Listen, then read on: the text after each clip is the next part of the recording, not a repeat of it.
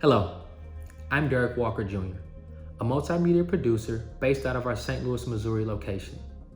And I'm grateful to be here at Elsevier, and I'll tell you why.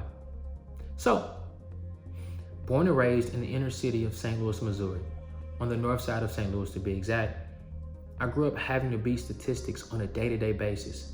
However, I have a village, a family and a support system that taught me to deal with diversity and/or the lack thereof, as well as trials and tribulations that came my way.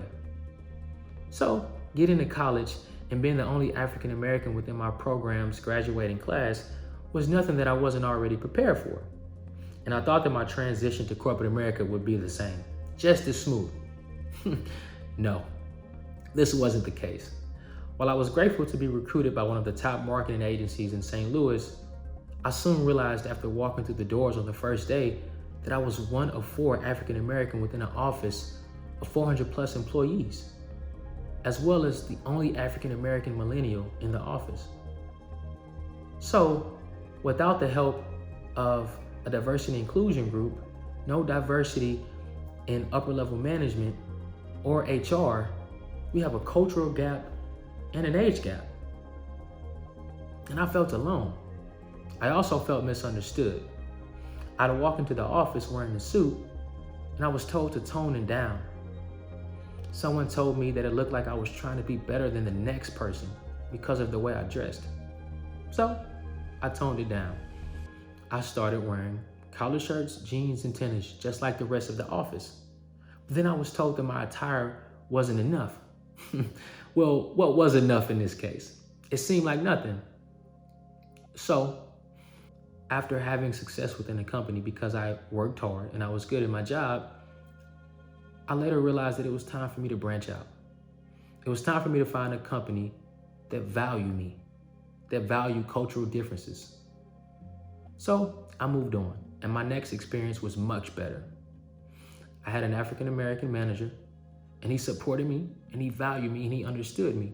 However, this wasn't the same coming from the top down. This company didn't have a diversity and inclusion team either, and very little diversity in upper level management and HR. So, after a while and enjoying my stay, it was time for me to branch out again. But I had almost become discouraged to corporate America. I felt like this was just the way, and it couldn't get any better. However, I found Elsevier. On my first 3 interviews, diversity and inclusion was mentioned without me even asking. I was shocked. This was a pattern that I had never seen, and it began to seem like I found a home. I found a company that valued cultural differences, that welcomed diversity. I was offered the job. On my first day, I met my director. She approached me with amazing energy. She also mentioned the diversity and inclusion team, but then went on to introduce me to the African Ancestry Network chapter here in St. Louis. She encouraged me to join. This was amazing to me. It was unheard of.